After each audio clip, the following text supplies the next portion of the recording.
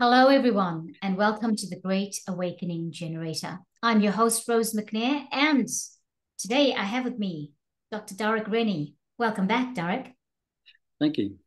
How are you today? I'm good. It's beautiful to see the sunshine. Yes, we're very lucky today in Auckland. Beautiful sunshine. I Still made, autumn day. yes, Nothing quite yes. like it.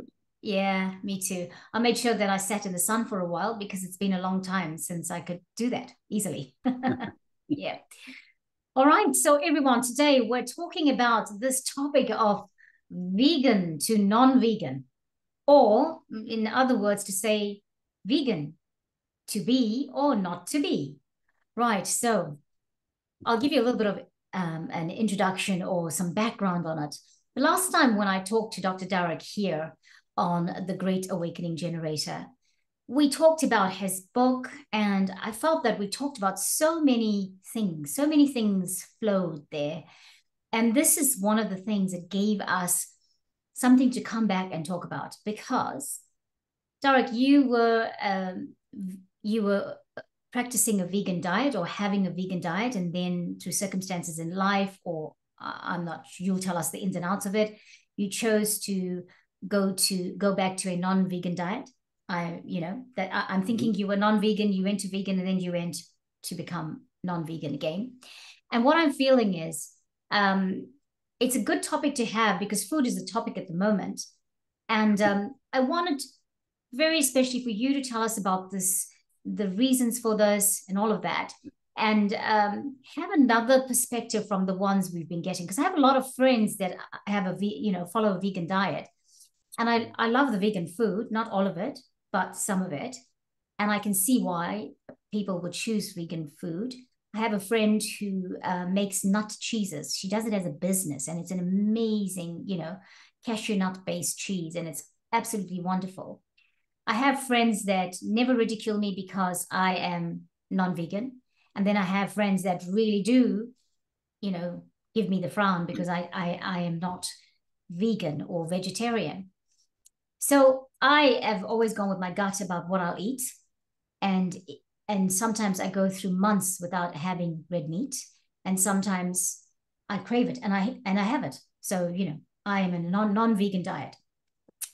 So that was the platform I thought I'd just give a bit of introduction to. So tell us then, Derek, about vegan and veganism and why you chose to do it initially.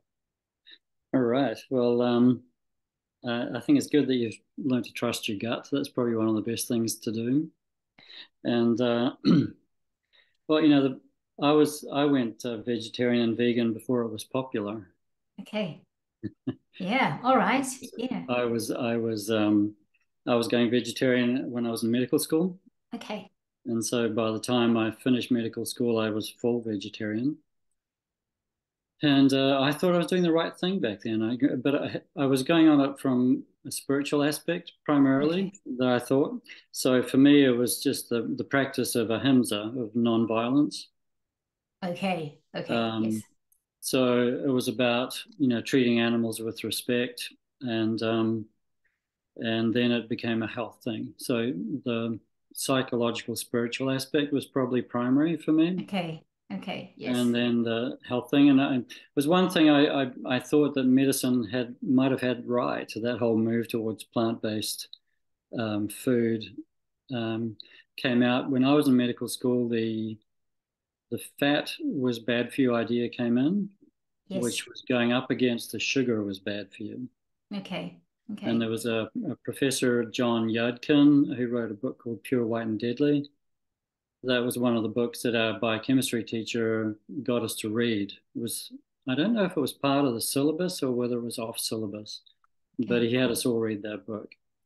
And because of the way research is manipulated by, the powers that I used to call them the powers that were, but they actually the powers that shouldn't be. So I'm going to Yeah. keep on calling them that way, the powers that Yeah. shouldn't be. Yeah. Uh, Yeah. they they control the research. And if Yes. someone with a particular mindset gets in there that those powers can get in and support, then all other researchers don't have a show. Yes, You yes, know, I've noticed that. Yes. yeah, Mm, yeah. And mm. Professor John Yokin's ideas just got thrown in the rubbish bin, and his career along with it. Okay. But he was actually being proved in the long run, he's proved to be right. And Okay. it's still not highly visible, but there's lots more people trying to make it visible. Okay. And Okay. so back to your question, why did I go vegetarian vegan? And I'm coming up to I'm 68 now, so I was actually with vegetarian vegan for more than half my life. So Okay. Wow. Long time.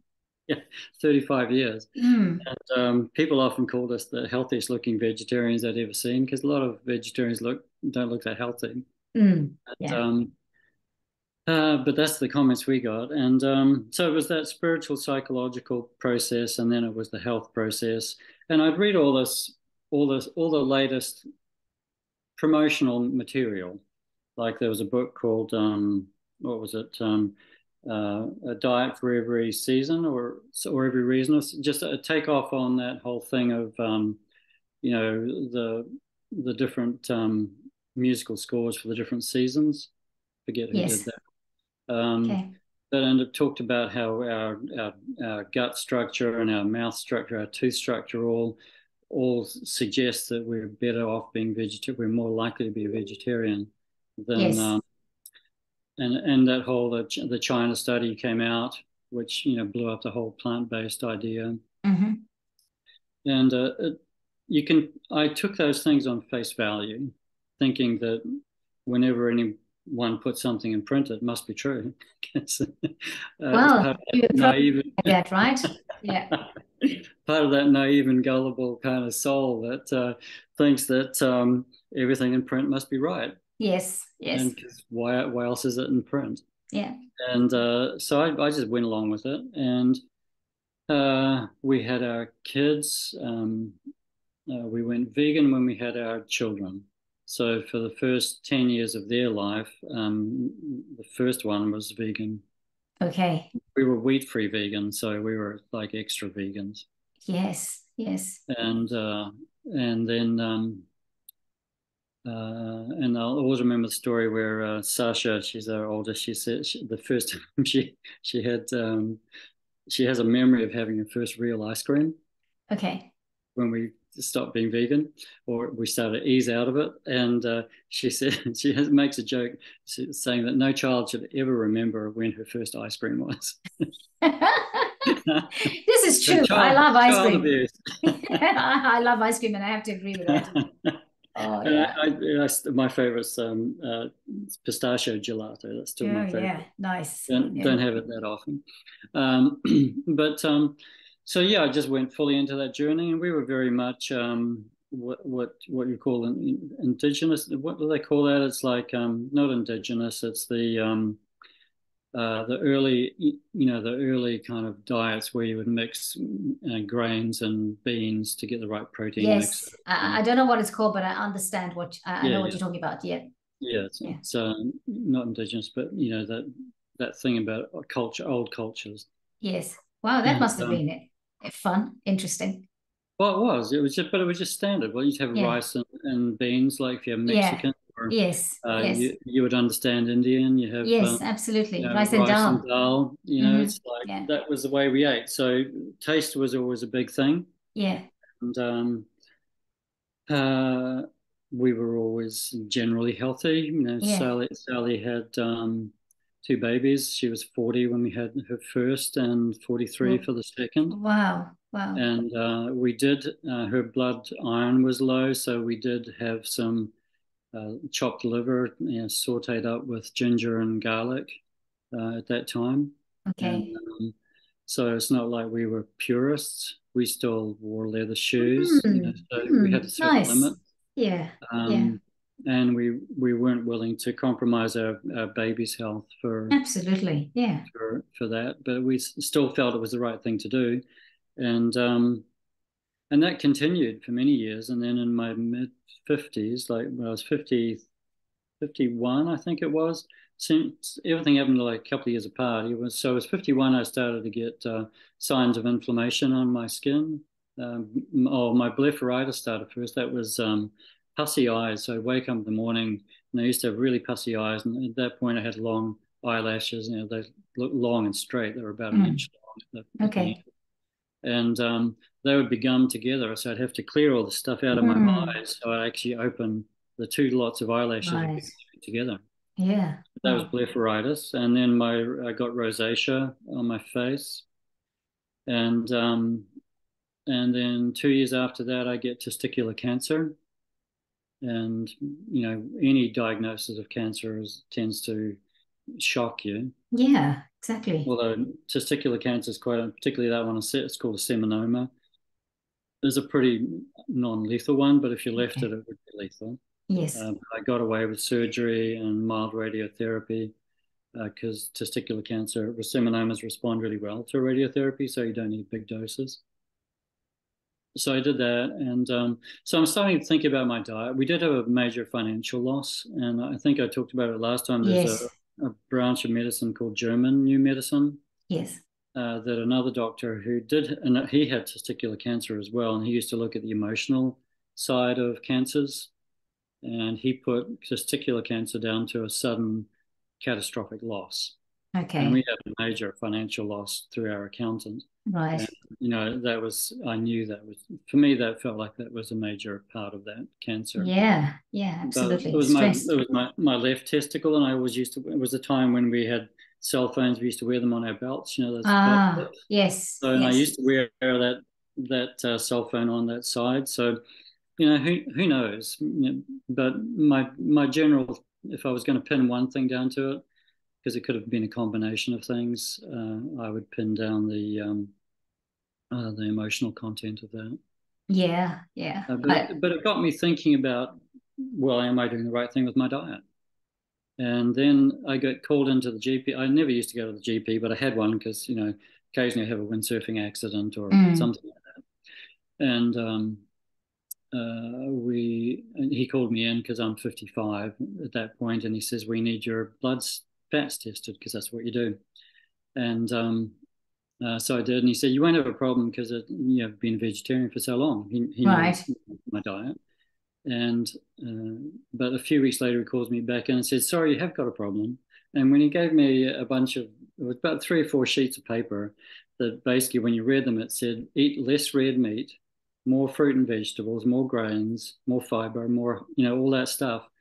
And I say it was me that saw red at that point. It's like, how could I possibly do any more than I had done? It's like I had taken I hadn't eaten meat for, apart from the very occasional thing, it's for 35 years. No, was it? Yeah. 35? It was pretty close to 35 years at that point. And I think it was that year I started changing. And what I did was I basically went back to the drawing board. I started to look at people, because it's really about learning to be very careful about who we trust. Like I said in the beginning, when I was moving out of being an omnivore to a vegetarian, it was like, well, I was reading books, in the China study and, things about that. I think it was a diet for all reasons, because there's something about a song for all seasons. Yes. Someone who knows classical music will know the name of that thing. And I thought, well, I believed them because they sounded reasonable. They looked like nice people. And he was a doctor, right? So he should know. Yes, indeed. Yeah. I can pass on anything. That's one fatal mistake, is don't trust experts, because people are only experts in what they're being paid to be experts in general. That's right. And they will do anything for money. And if it's popular, it's likely there's money behind it. And so I started to look at things. I think one of the first books that made a real clear sense for me because one of the things it talked about is how we need to, insulin is one of the biggest problems in terms of a metabolic disease.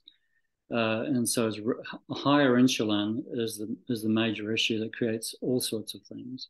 Okay. For example, if you, gosh, I should have reviewed my work, because sometimes when I write a book, I've written that book over the last 10 years. So I don't always remember everything on the spot when I need it.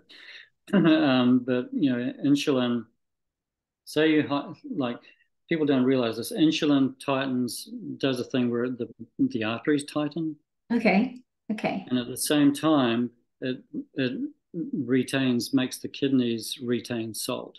Okay. So if your arteries are tightening, and at the same time you're keeping salt in, therefore your blood volume keeps increasing to keep the salt at a better kind of concentration. Those two things, higher volume of blood, tighter arteries, high blood pressure. Yeah.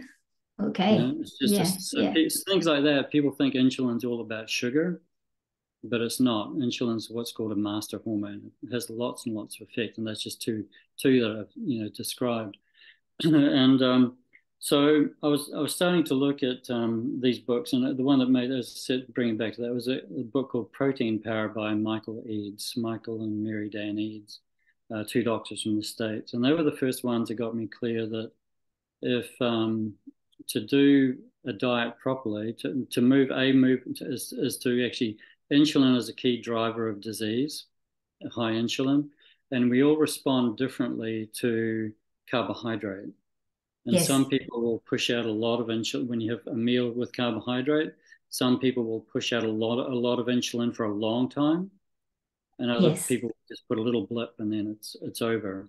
Yeah. So it's kind of like how your body relates to carbohydrate, and I call it your body's personal carbohydrate tolerance level. Right. Yeah. So if you think of carbohydrate as essentially as in a dose, it can be toxic, but in a certain amount you can tolerate it. But carbohydrate, what it does is drives insulin, and then insulin drives all the other stuff. Right. And so, and it's like what I say is that what you eat determines how you'll feel. Well, what you eat determines your biochemistry inside your body, and then that determines how you feel, and how you feel, whether you get hungry quick or whatever, will determine what you want in the next meal. Yes. Yes. So it's that whole process of the body affects your the food affects your biochemistry, and that affects how you feel emotionally. Yes. And Yes. and in terms of simple things like whether you're hungry or not is one simple thing, but it can also affect depression levels and all sorts of things. Yes. And that can drive you to eat as well. Mm-hmm. And then that'll determine the next meal. So it's a matter of starting to make those changes. And so I realized, well, my blood fats were bad. I figured out two things. One is when I realized that I could no longer trust what I had thought I knew to be true. I needed to look at people that were saying something different. Okay. Yes. And so then I see that they're saying something different, and then it's like, well, I need to put myself through that experiment. If I do what they say, will I feel better? Okay. And there's a trap there with going plant-based. There's a lot of people feel better when they go more plant-based, and they think, oh, it's because I've taken out meat. But it may have been because they took out something else. A lot of people who go plant-based also drop a lot of weight. Yes. Something we did. Yes. Got a lot better when I dropped weight. Yes. Yes. And or you go to more whole grains or whole carbohydrate foods, which the carbohydrates were releasing more slowly, versus like a fast food diet where it's high sugar. Yeah. And you might tend to go to olive oil rather than cheap seed oils. So all of those things, getting rid of the seed oils and preference, because olive oil is made from the fruit. Yes. Whereas a seed oil is made from the seed, and they're quite a different oil. Yes. So they talk about a lot of people that don't know what they're talking about talk about meat being inflammatory and acid producing, but it's actually the opposite way around. And I'm seeing so much more these days of was it Aldous Huxley no, it was who was it? It was George Orwell with the book 1984. That whole idea with a newspeak where black is white, freedom is slavery, war is peace, all that kind of stuff. Is that the way they looked at it is that, and there was a CIA ex-CIA director the other day said that I saw him say that when we'll know our conditioning has been effective when everything. Or no, he called the word disinformation. He'll know. It's interesting. We've just heard that word recently now, right? Disinformation. Yes. but he was talking about this 20 years ago. He says, "Well, Yes. remember, this information has been effective when everything the US public believe is false." Yes. I saw that too. I saw that too. Yes. Yeah. So it's like that's what we've been told. We've been told something, and it's like, God, what was I talking about there? My mind sometimes runs faster than my You were talking about exploring a non-vegan diet, and yeah. you were going to try And it. it was Yeah. about the people you trust Yes. and this whole thing. And it's like you need to put yourself through that. Oh, that was and about plants being meat being acidic. There's actually the actual what's true is that seed oils are inflammatory and acidic. Lots of plants are, and there's Yes. oxalates in there and stuff like that. So That's right. it's like Yeah. we need to learn that we are being propagandized so much, and so much of the propaganda for the plant-based diet is to get cows out of our diet. Now, I don't know if you know, but there was some articles written where India was only conquered when it was run by vegetarian rulers. No, I Had you heard haven't read that that. one? No, Yeah, yeah, haven't. yeah. It was Wow. like, Okay. the Mongol horde that screamed down out of China. Uh, they um, they were meat eaters, and Okay. there's research been done to say that the only times that India has been conquered was when they were ruled by a vegetarian ruler. Wow. That's And so interesting. it's very interesting when you think of the idea that they're trying to push people to more plant-based diets because they want Hmm. weak-minded, weak-hearted people. Yes. Yes. Wow. Yeah. Wow. So it's about regaining that strength. And as much as I say I was healthy and looked healthy when I was vegan vegetarian, I was also quite thin. I still had layers of fat, but I had Mm-hmm. very little muscle mass, and Yes. so my muscle mass was reduced. Even though I might have been going to the gym and windsurfing and Mm, all that kind mm, of stuff, mm. I'm much fuller now in terms of I'm more solid Okay. in my Okay. being. And that's one thing I noticed. Gosh, I am going all over the place here, but It's because I had a okay. It's okay. Go with it. I had a real thing around. It took me a while to get over that whole cycle because I started off it was that spiritual process of ahimsa, not wanting to, ruin another life. Yes. Whereas it took me a while to really get to grips with the idea that the meat is honoring the being that's given up its life for mine. That led to a different depth of humility for me as a human being, Yeah. a different depth to my meditations, and just centeredness and groundedness in my own being. So I can't emphasize that enough. Mm. And that was a Okay. big thing for me. But the change took time because when I mean, all our whole family was vegetarian at that time. Yes. We'd come out of our 10 years of vegan, and we were eating. Another story of Sasha and Elaine. I remember a friend took them out for pizza one day. Pizza Hut pizza, where Yes. Yeah. for us we would do pizza with flat bread, Yeah. just grains, Yeah.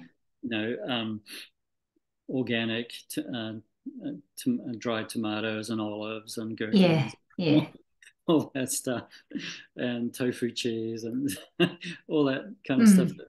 That was our pizza. And when Yeah. they first hit their real pizza, they somebody made it go. And that whole thing about they make food so tasty, and so they call it the bliss point they call it. Yes. They make food to be so good you just keep wanting to come back for more. Apart from what Yes. they do to your blood sugar to drive you to eat more anyway, Yes. uh, Yes. and the seed oils which don't give you that same sense of fullness, so you never know when to stop. That you get from animal fats. So Mm. Mm. um, and what was I going to say? So it took us a while. It was a journey. I mean, because we were vegetarian, Sally wouldn't let us cook. Wouldn't let me cook meat in the house. Okay. And at the same time, there's a book. I'm trying to remember the name. It's called Metabolic Typing. Maybe William Wilcott. I can't remember his name, but Metabolic Typing is the name of the book. I don't really buy into the blood typing idea. I think there's Okay. so many other um, pushbacks on that idea that I don't think really stands. And one of the things that metabolic typing talked about is that they talked about this idea there's a carbohydrate type. If you look at it as a continuum, the idea there's a carbohydrate type, a protein type, and a mixed type. So somewhere in between, you'd be somewhere along that continuum. And a carbohydrate type can deal with carbohydrates better, and it feels better in their body with things like white meats. Yeah. If you eat a chicken with a carbohydrate type, they'll want the breast, Yeah. whereas a Yeah. protein type will want the leg. Yes. Yes. Yeah, years ago, I came across that. Right. Yeah. Yeah. For the blood type. Yeah. No, it's called metabolic typing, not Not blood type. Yeah. So yeah, my ordinary language, I think. So is this the one where, according to certain blood people with a certain blood type, would be better suited to eat foods like the breast of the chicken? And is that what you're talking about? Well, it's partly that. It's just the idea Yeah. that there's certain preferences, and Yes. generally it works out in the. If you look at the globe, it tends to be the people that are brought up around the tropics tend Yes. to be more easy with a carbohydrate type, Yeah. whereas the Yeah. people from the polar areas, or it was usually just above. There was not many people down in the south, Yeah. so Yeah. the northern climes, and I'm Scottish, so Yeah. and they suggest that they're better with things like red meats, Yes. kippers like herrings, Mm, fat mm. fish, salmon, Yes. all that kind of stuff. Yes. And but anyway, I'd read the book, and it was my first. It was a big thing for me to start to eat meat on a regular basis. Plus, I could only do it if I was out from home, or I could have cans of fish at home because it didn't involve cooking. Yes. And then, but every time I went out, we used to go out to dinner more often than we do now. But I would order chicken and Okay. or fish, and felt really good. And I thought, well, that was who I am. I'm a carbohydrate type because because the idea was if you're making that transition back to a meat-based diet or to a meat-based diet, if you've been vegan for a long time, like my girls were brought up vegan vegetarian, so they had to make the leap to actually.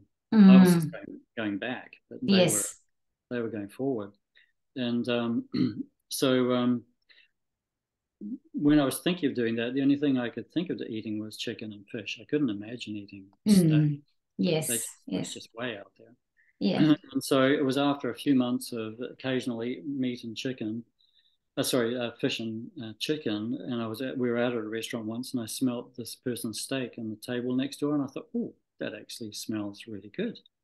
And it was the first time I'd smelled meat, because normally meat would really turn my stomach. Mm. Mm. This time, after a few months of readjusting my body, because the other thing about the metabolic typing says there is a thing called there's carbohydrate through to protein, but there's also a thing called a functional type. Okay. And that is that you can force your body to function on any diet, and your body will adapt. So Yes. it learns to function with whatever you give it. It'll do the Mm. best it can. Okay. And so Amazing thing. but that's not necessarily an optimal diet. Yeah. I mean, yes, you'll get by. You'll look like you're not too bad, but things are going underneath the surface that just aren't optimal. Mm-hmm. And so then I had that experience of having that smell of that steak and thinking that smells really good. So that was how my tastes were changing.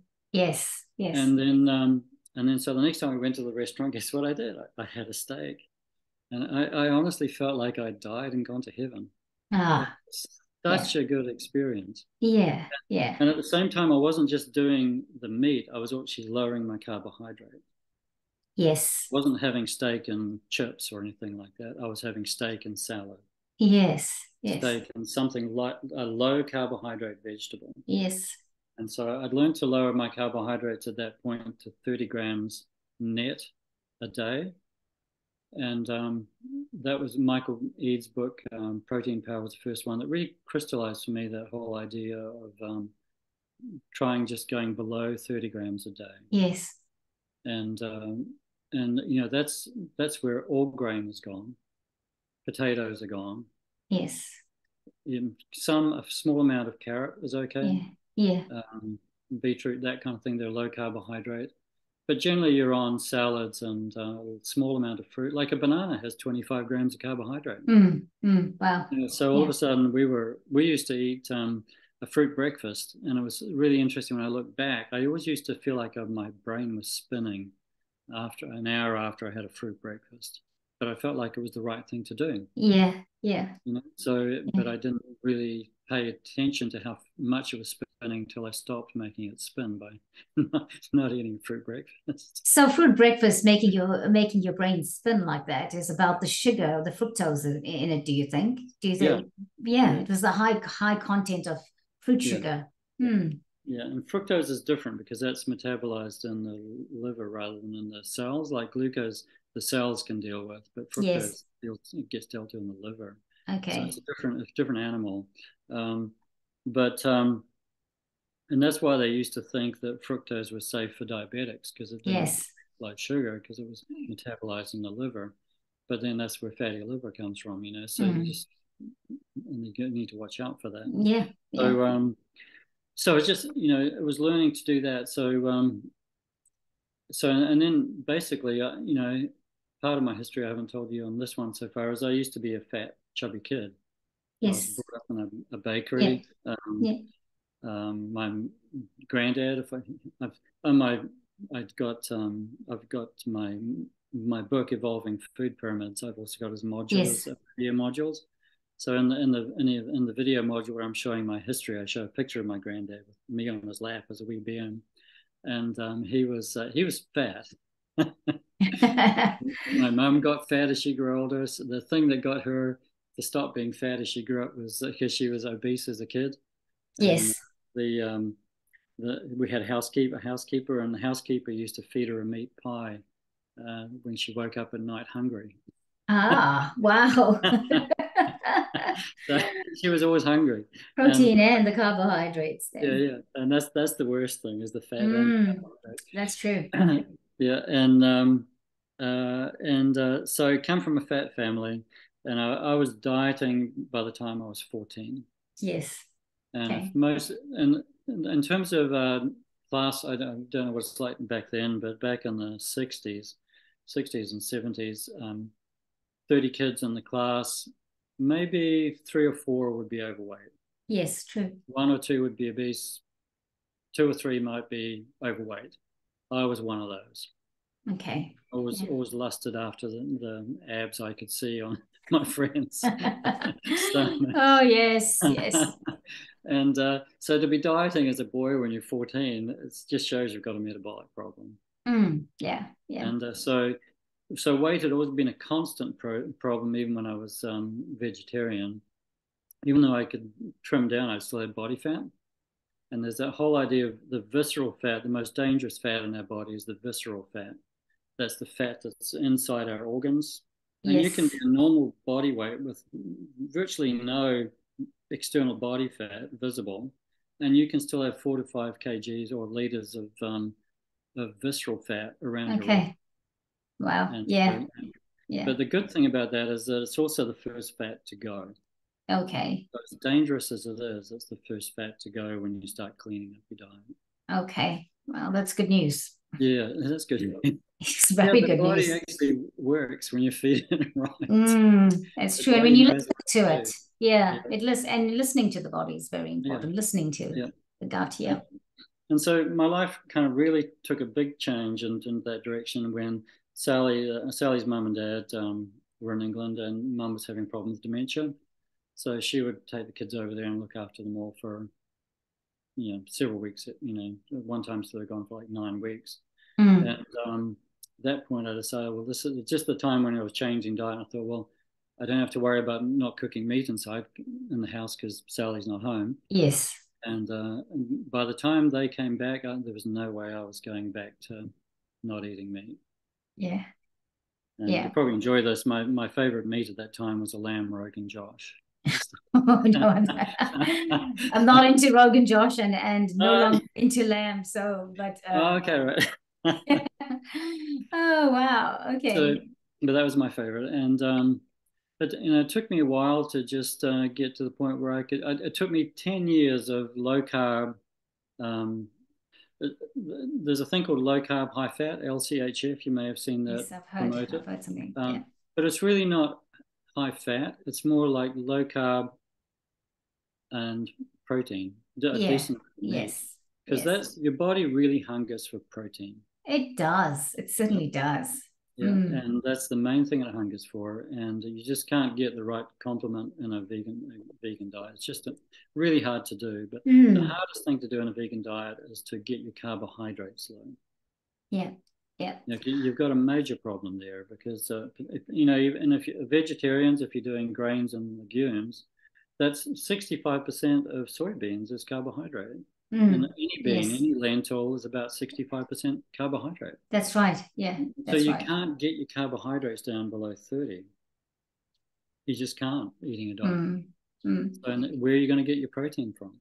So Yeah. then there's some vegans that just really try and do it, and they eat things like seitan and tofu and all that kind of stuff, but Yeah. it's not ideal food. Japanese only ate tofu as a condiment. They were never a major source of protein. Mm. Mm. And Yeah. Wow. and so then I went. So I had 10 years of doing that, and then I went. 3 Januaries ago, I became primarily carnivore. So Okay. then I decided to let go of my 2 cups of salad and the low carbohydrate veggies. I decided to let go of all of that, and here I am, I'm a person. We've had all this education about fiber, and here I'm, as well as being obese or overweight as a child, I was also constantly chronically constipated. Okay. So I'm thinking this may not be a good look, and to find out that fiber, just like anything we've been told a bunch of lies on, fiber is one of those things we've been lied to about, and we don't need Wow. it. And Yeah. to just not have a problem. I went through some periods where I had some really dry, I call them like rabbit droppings stools, Okay. Okay. and I think that primarily for me was not enough water, so I needed to learn to drink more water. But apart from that, constipation was never a problem. Great. And I was constipated. I got piles when I was in my teens because I was always straining at the toilet. Okay. So, Mhm. so when you were having this vegan diet and or vegetarian, did you have vegetarian diet? Did you have this issue? Yeah, constipated. Well, Sally and I had two. I hope she doesn't mind me sharing. we, she, if she eats, like when I eat vegetables, I bind up. Yes. Yes. But when she eats vegetables, she becomes really loose. Okay. So it's interesting because you always think because we've been taught this, right? If you have a balanced diet should comprise of all things. Mm-hmm. But also vegetables should not be constipating because if you have things like broccoli and green beans, and so these are all green stuff, it's not potatoes, but if you have a little bit of potatoes, the way you balance it out, that you have a very the digestive system is regular and everything passes through easily and gets processed and all of that. And we've been bound, not bound, but we've been talking about the foundation of 5 fruit and veg a day. Mm-hmm. And but I've discovered, like, for example, my diet, I'm supposed to have a diet very much with the green stuff, as in, spinach, green beans, and broccoli and things like that, and kale, with the protein, like, steak and salad, but or steak and steamed vegetables. Not even salad has got to be steamed vegetables, is what my doctor tells me. Mm-hmm. But Is that an I've Ayurvedic doctor or? that's an Ayurvedic doctor, Yeah. Ayurvedic holistic doctor, Yeah. and but what I've discovered is that the green stuff, like the spinaches and the kales, and that they have something called oxalates, which is not exactly good for me and for my issues, Yeah. So there's so much that we've been told. We've been told it's very programmed to be the one size that should fit everybody. One size applies to everyone.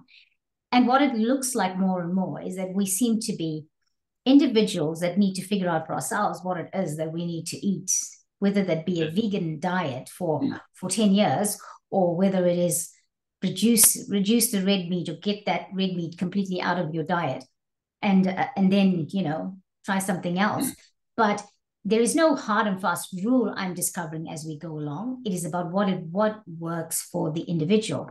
Do you think that that's been part of your journey, or that's one of the things you've learned through this? Yeah, and just learning to listen to my body. Rather, you know, and it's about, if you're making that journey out of plant-based diet, for me, it was like I could only imagine eating chicken and fish at the beginning. Yes. And now if I eat chicken, I'm only eating the legs. I really don't like the breast. No, me too. Yeah. Yeah. And so I'm really good on red meat, really good. And yeah. I don't really like fish that much. Okay. You know, you're taught to eat a lot of fish because it's good for you, right?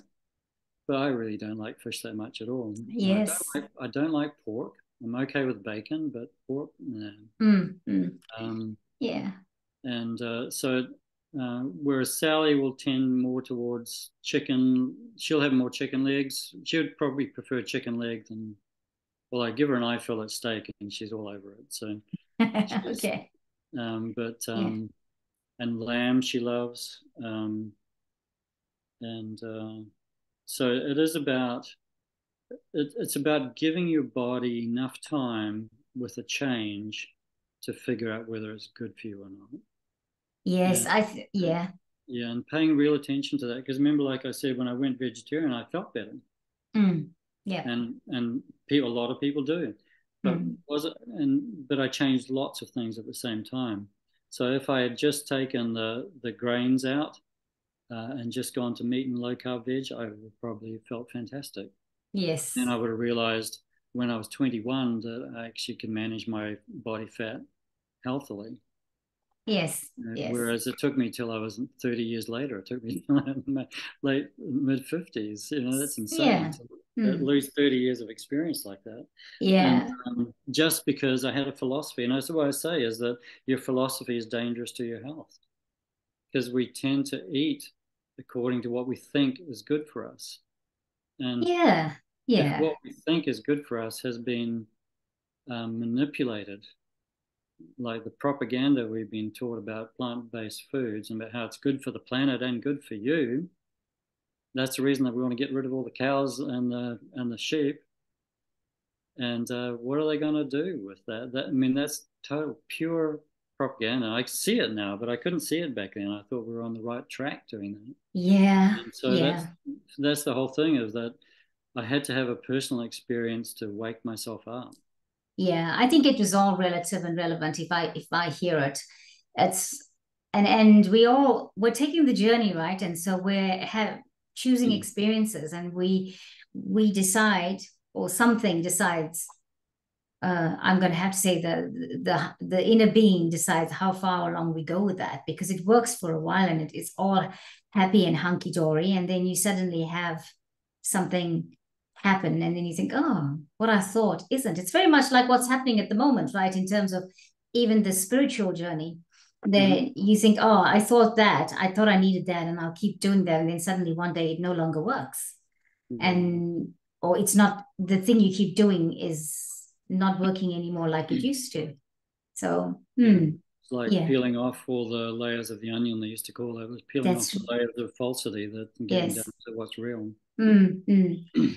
So I think I was going to say, so what would you conclusively say to everybody? And I think you kind of said it, but I'll ask if you will say it again. Say that or anything else you want to say conclusive to our viewers, because you know, I think it's nice to have a conversation with somebody who's done the journey like you have, for the fact that you know, people are so vehement about, or vehement is the word, about the choices. And I'm finding people who are vegetarian or vegan or follow these diets, they can be quite intense about it. They can be so sometimes unkind to people who are not having, and you know, following these diets. You know, I feel like it's another form of saying to people, this is the only way and it's the right way. Let's do that. And if you're not doing that, there's something wrong with you. Mm-hmm. And we're learning more and more that is no longer the case. One size is not fitting everybody, and we need to get. It's another way to go down a track that entraps people again. If you say this is the only way, because I have a friend and colleague that went to a barbecue one day, and she kept going to these barbecues, and she follows a vegan diet, and every time she was there, then somebody would call her up and why she was not having the meat, and she would say have to justify why she wasn't having the meat, and then she started to feel a little bit dogged by it and thought, well, I'm doing this and I don't know why I have to go through this to justify what I'm doing.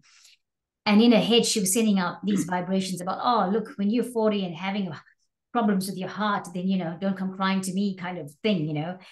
But so I asked her, so why do you go to barbecues if you're a vegan and you feel that you're going to keep, meeting these people that you have to justify yourself? Perhaps you need to choose your friends differently.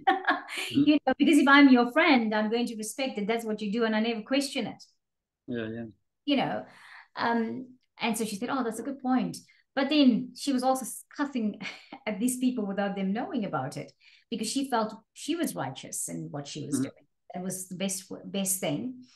And people should leave her alone, but they should also follow what she's doing. So, it's like we keep exchanging one thing for the other. And I just thought us having this conversation would really start to throw some thoughts out there, and perhaps give food for thought to other people. Speaking of food for thought. Yeah. Exactly. And I think, if someone's a vegetarian and being militant about it, I think partly that's because they really believe that the planet's in trouble and, people need to do this. And that's I listened to Vera Sharaf. You heard of her? Yeah. Jewish lady. She came out of concentration camps, and she works in the States, worked within the vaccine injury field, and she had a vaccine injured child, and this is way back. Yes. And she's got a series of interviews, I think, called on the Children's Health Defense site, and it's called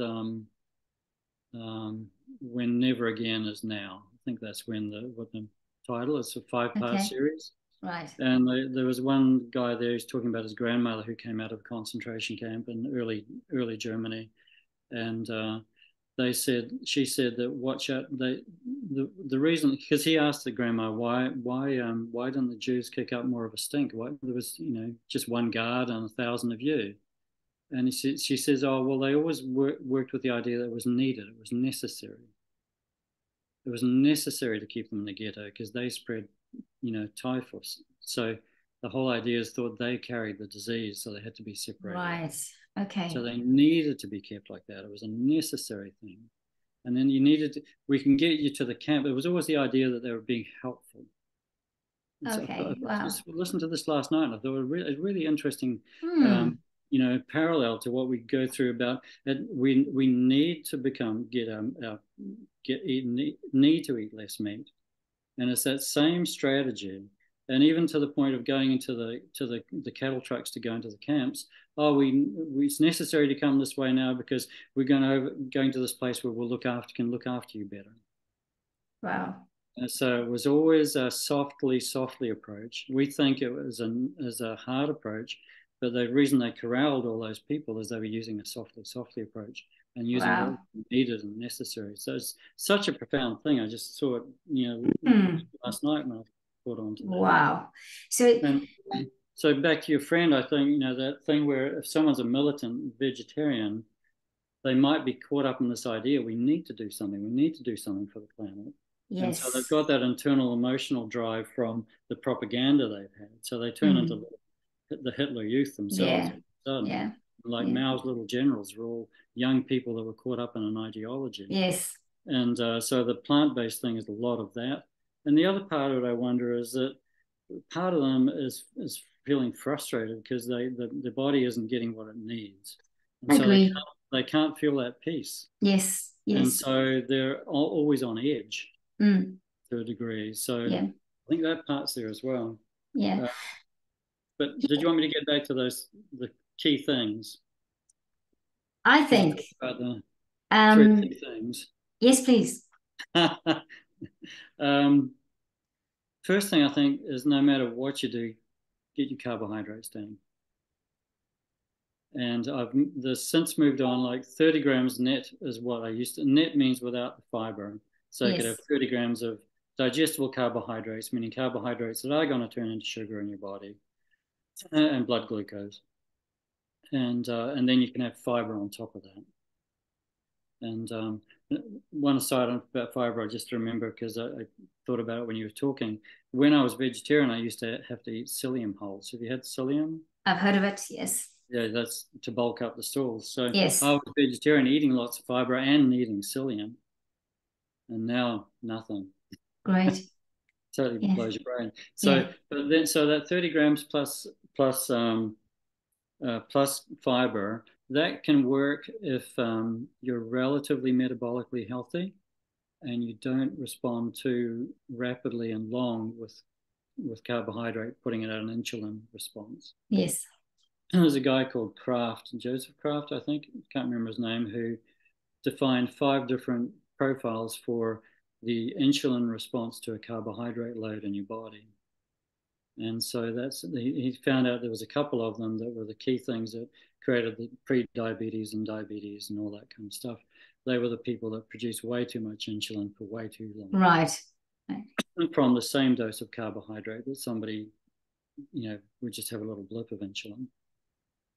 And and that's the key thing, is to get the carbohydrates down. So if you're early middle age, an active person, maybe 30 grams net might actually do.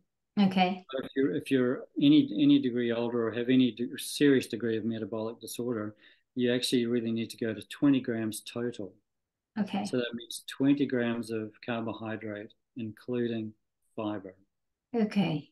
And I joke in my modules, I say that an apple a day used to be said that keeps the doctor away, but an apple a day is 20 grams of carbohydrate right there. Wow. So you already blown your budget on one thing.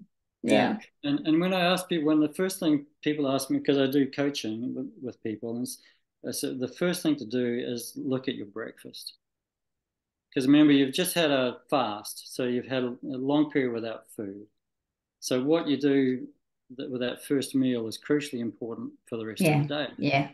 Because what you eat for breakfast will determine the biochemistry, will determine how you feel, which will determine the next food choice you make. Yes. Yes. I call it the food cycle. Yes. And and it's good to basically shift. Most people have a carbohydrate-based breakfast. Yes. I used to eat fruit, and then I'd have muesli or something. Yes. So the idea is to actually not eat until you feel decently hungry, and then have a meal that is basically focused on protein. Yes. Yes. And so vegans can do that with things like tofu. Again, it's not what I'd recommend, but if you really want to play with carbohydrate restriction without changing, before you start thinking about changing to more of a meat-based diet or animal-based diet, then that's something you can do. Okay. And so it's cutting down the carbohydrates. It's very, very hard for vegetarians to get down below 20 grams of carbohydrate in a day. Yes, I understand that. Yeah. And so what I do now is I generally don't eat till somewhere between 10 and 12, sometimes 1. If I'm busy, worry me, I'll just keep working. I don't have that dip in energy saying I need to eat something. Yeah. Because my blood sugar is stable all along. Yes. I'm primarily looking after it.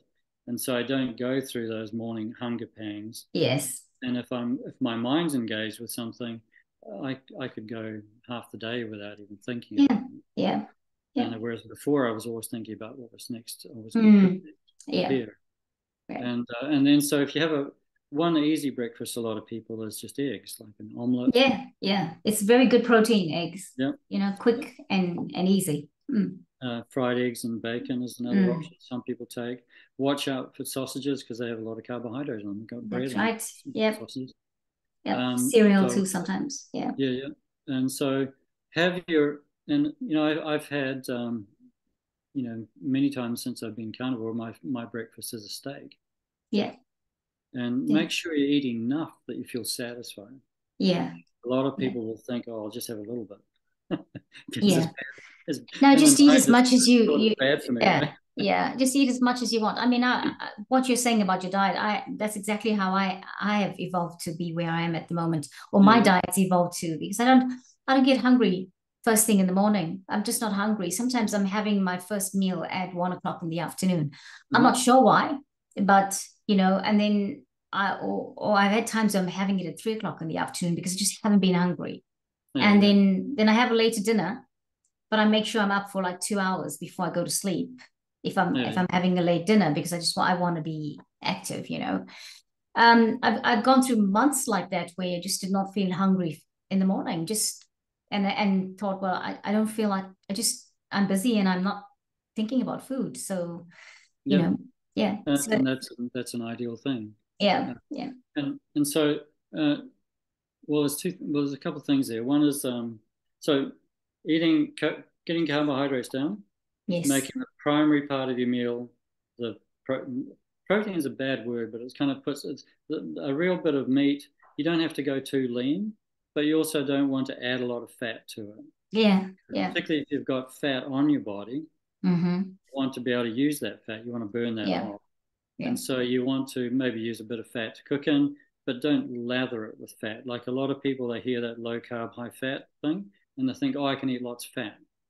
Yes. And so that they need to really limit the amount of added fat because Mm. meat's already got fat in it. It does, yeah, yeah. Yeah, You can fry a steak without having to add yeah, anything to it if you just do yeah, it right, if you know how to do it. yeah. Yeah. And if you do fry a steak, it's best to fry it in suet or something like that. So Mm. a simple way I do get cooking fat is if I'm roasting a lamb leg, I'll just pour off the fat Yes. before I actually, cut up the lamb, pour off the fat, and then keep that in the fridge and Yeah, use that store it. Yeah, to cook and with. reuse. It's very And good. yeah, and Mm. so keep the fat down, but don't have to trim every little piece off. Um, Eat the chicken skin. Yeah. It's a delicious thing Yeah. with it. Yeah. I smile because I just love fat. Like you're saying that if I had to, I mean, I don't eat red meat a lot, Yeah, but I certainly do like a little bit of fat, around the steak and just eating it fried or grilled or whatever, just or yeah, yeah, roasted. Yeah, I always say to people, just don't tell me not to eat the fat, please, because or if I'm cooking it, there's going to be some fat in it. You don't have to eat it, but it's like that's good. It yeah, doesn't yeah, have to be bad. yeah, It's yeah, just how much of it do you eat? And it's not like I eat a steak every other day yeah, or every week. But when I do have one, I like yeah. to have the fat in it. Yeah.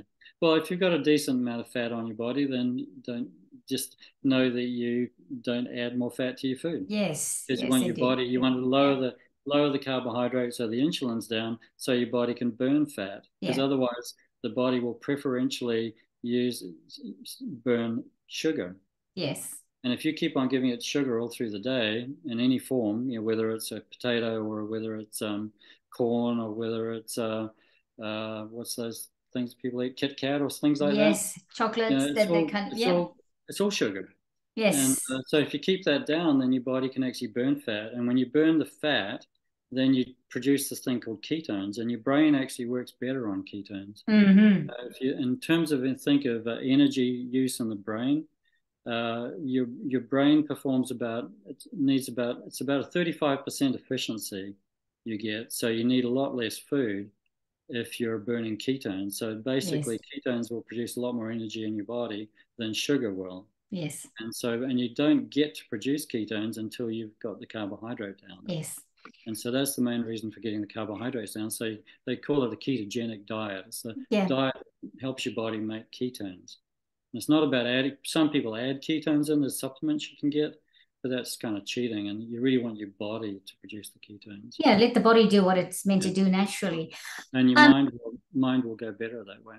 yeah, I think so. Very important. I think you've made some very good points. This thing about eating your food and Mm-hmm. eating what you feel like eating. for example, having steak at breakfast time, it's okay to do that. We've been programmed not to have steak at breakfast time. Breakfast food is specific, that type of food. If that's what you must eat. Well, no, it doesn't have to be like that. There is nothing better than a belly that feels warm with good food in it, in terms of how you function emotionally, mentally, all of those things. And I bring that to the fore because you mentioned this thing about sometimes if if, for example, you said it, maybe the mind's not functioning too well because, well, I'm paraphrasing what you said, because of the food you're eating. Maybe it's not filling you up. And I see it with my pets. I see it with I see it with pets. Like, I've got a pet that sometimes needs to have warm broth rather than cold food all the time. And it puts him to sleep for many hours. And this is the cat that needs to have it. His owner didn't understand it. And I say pet, my pet, because I used to hang out at my house more. But I noticed that if you gave him some warm broth rather than the cold broth, he would be sleeping for the next 5 hours because it set him right. It gave him what he definitely needed, what his body was craving. So I think that's a very good point that we need to remember. And yes, food is currently, it's expensive, but find the things that give you the sustenance you need and that bring that homely feeling within yourself when you put it into your body. Is what I'd be saying to people. Anything else you want to say? I have got a last question. I've got my conundrum question before. Okay. But is there anything else you want to say before I ask that question? There's actually lots, but there's one thing I wanted to say was what was it? Was that whole idea of if you've got two things.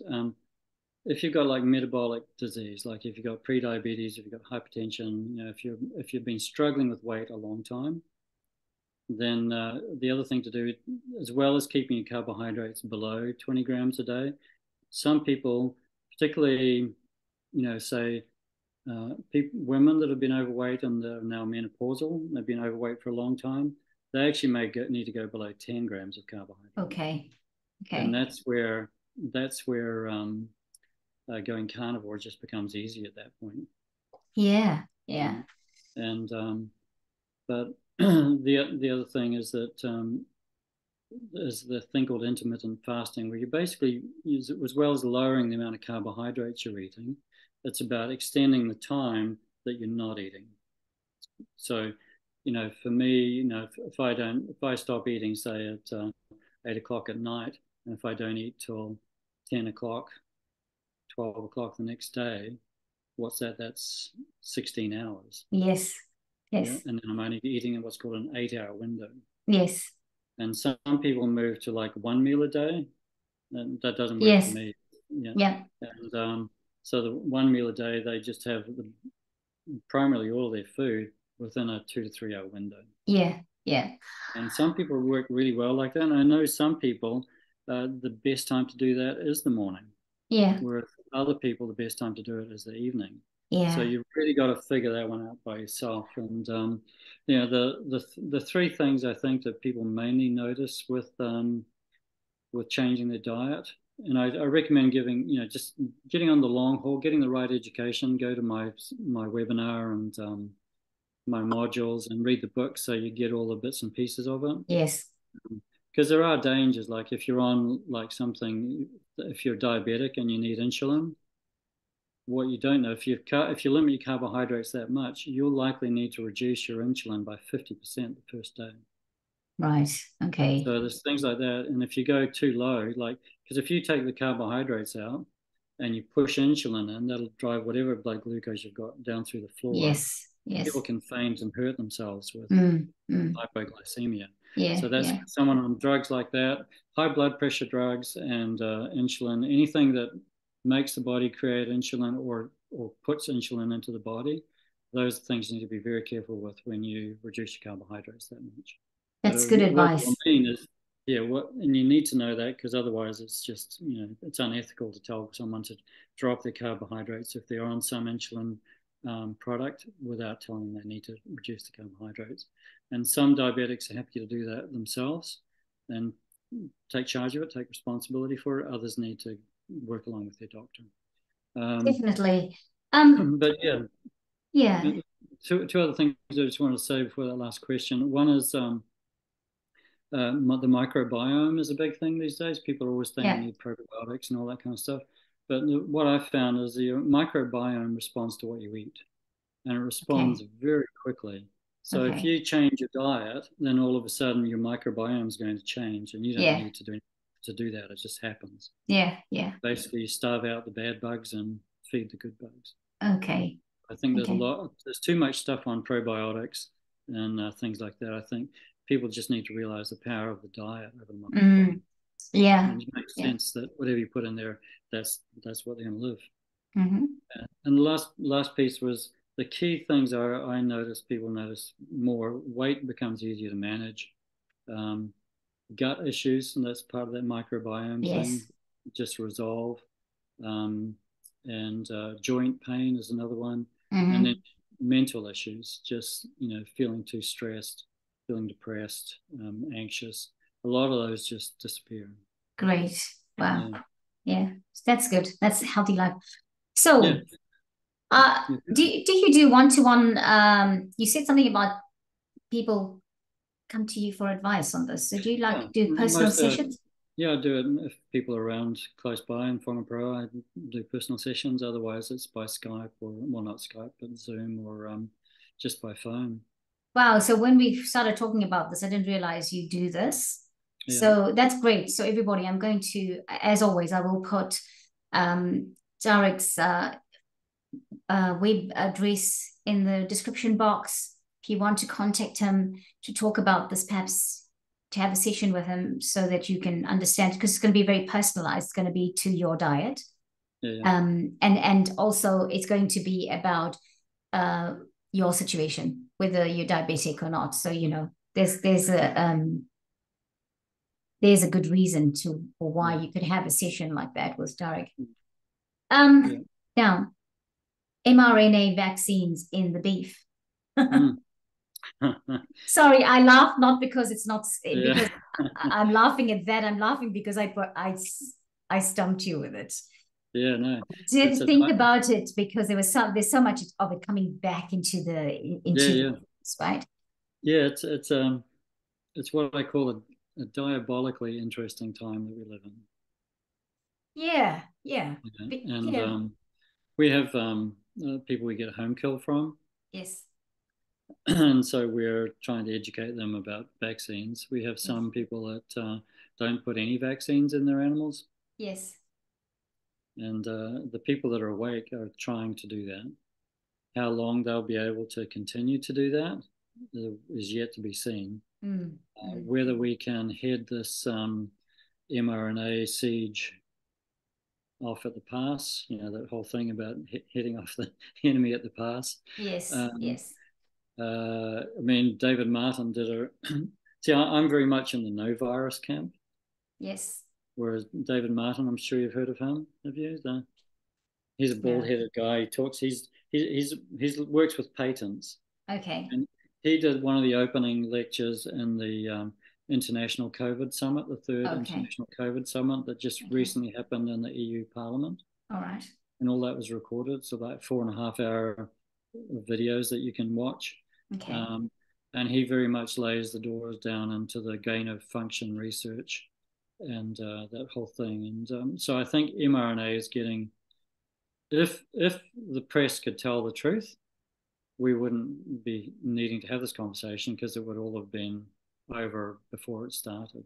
We would Yes. never have released mRNA into the population Yep. because that's never been proved to work, particularly Yes. with lipid. It's just insane when you think about it to hide something up, wrap it up in a sort of liquid nanoparticles and stuff, hide something in there that isn't supposed to be in your body in order to get it into your body. And it's not only you get into your body, but what that thing does is then that thing that was never supposed to be there in the first place, and your body would have ripped apart in a nanosecond if it had a chance. When you sneak it inside the cell, and then it makes more of itself, more of the stuff that isn't supposed to be in your body. I mean, how could Yes. anybody think that had any rational basis of thought at all? It's Yeah.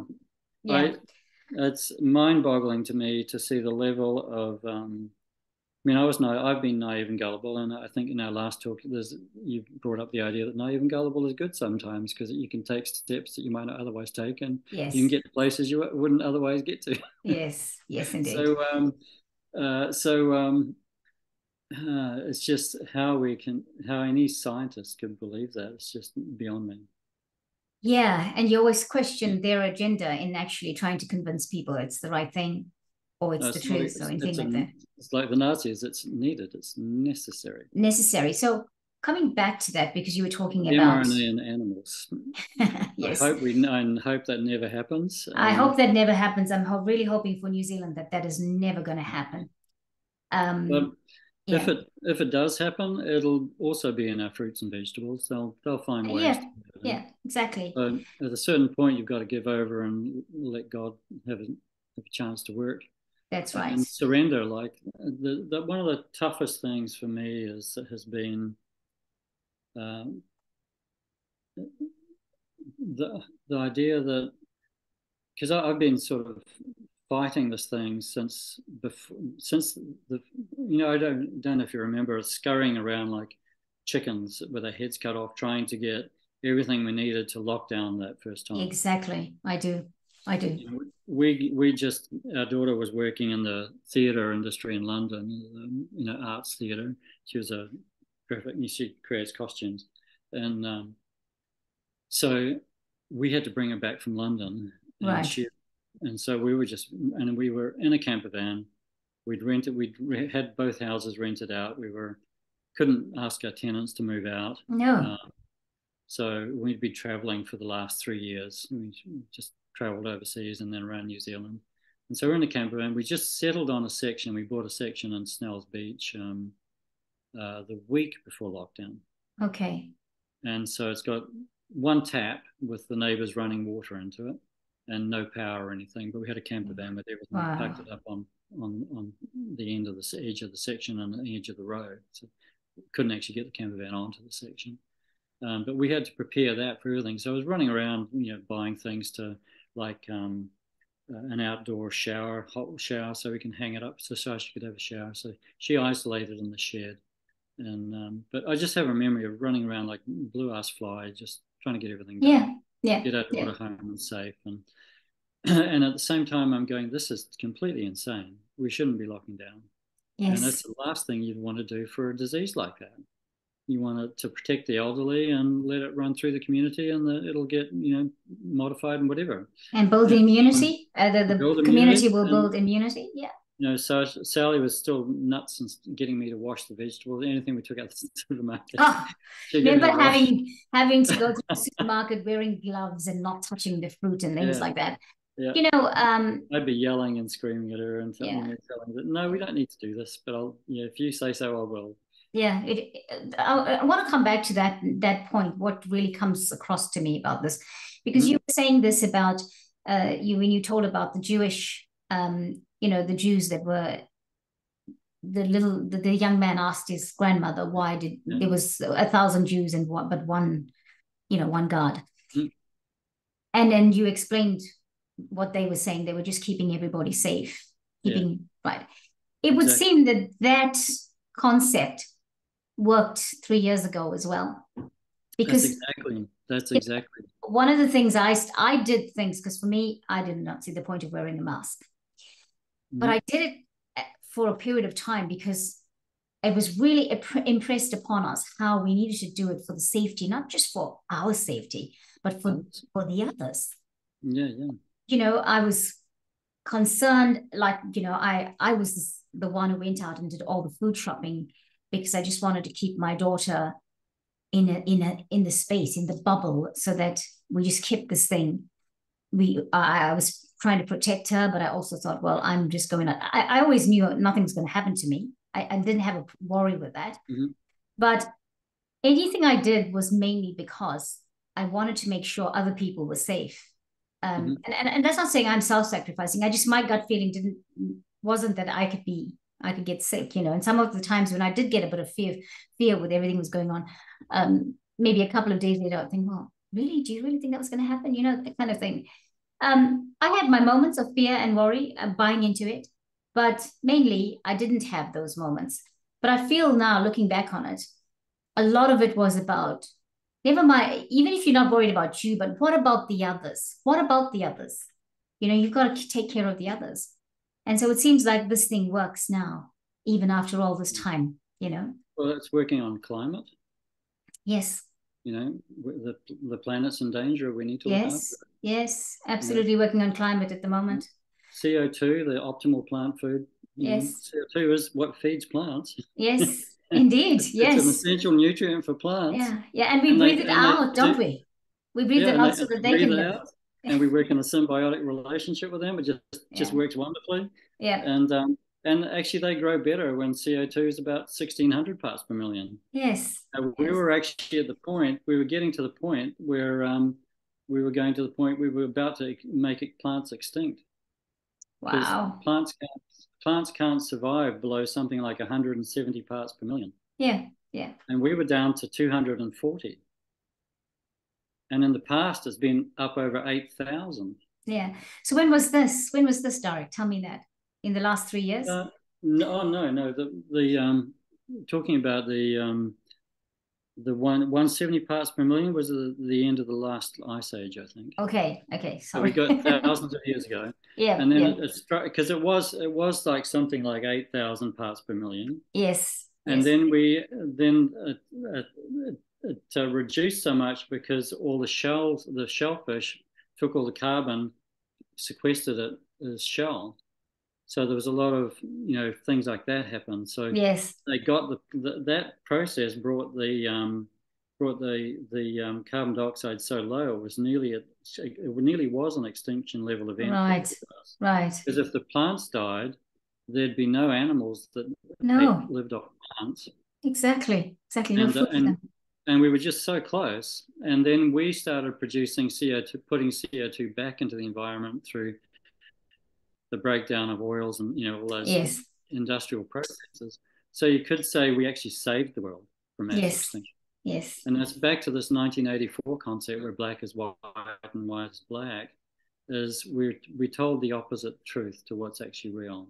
Yes. And our experts are actually saying the opposite of what's true. Yeah. And they're paid to do that. Mm. And so some of them are so ignorant of that too, isn't it? They're so ignorant of the fact that they're giving us the wrong information. I don't know if they're ignorant or they're just feathering their own nest, thinking they'll all get by and they get money. See, scientists don't get funding anymore unless they've the narrative. Okay. And, I don't know if did you hear of Grant Schofield? He's an AUT. He's an exercise and yes, we talked about. I think you mentioned Grant Schofield the last time. Yeah. And he says debate has gone out of universities. Yes, that's right. You said that. Yeah. There's no use for. So basically, there's an ideology that's being pushed. Climate change, extinction level events. We need to do all these things. It's necessary we do all these things to reduce our carbon footprint so we can save the world, when actually the opposite is true. Yeah. The planet is not in trouble. Like someone once said, the planet is not in trouble. She knows what she wants, she needs. I say she because Mother Earth.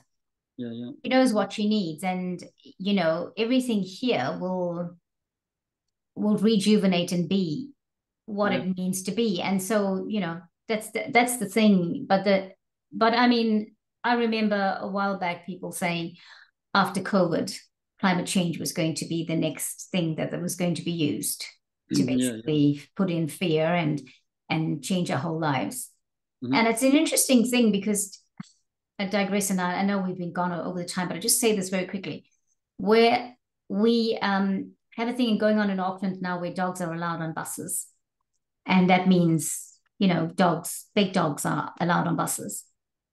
And I think that's a dangerous thing to have dogs on buses. And basically, as a dog owner, I have a dog. He's quite big. He's part shepherd, part huntaway.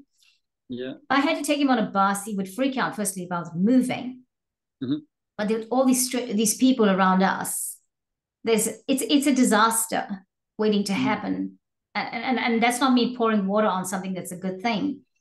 But you also wonder what's the agenda behind that? What are we trialing this for? So it's being on big dogs are being trialed for the next 8 weeks, and then you've got little dogs that can be put in a carrier. You know, you can that's I think being okayed. But like, what is the agenda? What are we being prepared for, so that now you can have your dog on a bus? And it comes back to the thing of I don't really trust a lot of things. I don't. And but yeah, what is the real purpose of it? And so, what are we being prepared for? And I don't know with that one. That's a good question. yeah, I keep thinking 15-minute city, 15-minute city. You know, for me, that's what I'm thinking. I don't know, but that's my suspicious mind. Well, someone once said just recently that we're the first country in the world that all the councils have bought into the fifth smart city idea. Yes. They've all got a smart city agenda and a plan. Yeah. All of the councils in New Zealand. Yeah. And that's the first country in the world to do that. Oops. Talking about dogs. I can hear one. It's okay. I can hear it's not invasive. Okay. So everyone, I'm going to say thank you again. We'll end our conversation here. Thank you so much for joining us, everybody. And I hope you got a lot out of this. And get in touch with Dr. Darag if you feel like you would like a consultation with him, and some, just talk about health stuff, whatever it is that he's offering, and check out the website. So, Darag, tell us the website before we say goodbye, please. I imagine you'll put it on the show notes, but it's just my name, daragrennie.com. And so Darag is spelled D-A-R-A-G. And second A sounds like an I, so that's why it sounds different. And then I've got a page on there under health, and you go to health and then go to evolving food pyramids. And the evolving food pyramids has my book. It's a free download, tell you everything you need to know. And it's also condensed that into 10 something I think like 10 video modules. So if you prefer video, I've done that. Wow. That's a lot of work, and thank you for your generosity, because it's free download. Yeah. Well, it's like, good information should be free. Yeah, that's an awesome statement. That's an awesome statement. We're here to help each other, and Babaji, one of my main teachers, has the thing of truth, simplicity, and love. Yes. And the truth is worth giving away. Yes. And I keep hearing the truth will set you free. Yeah. That's biblical, but okay.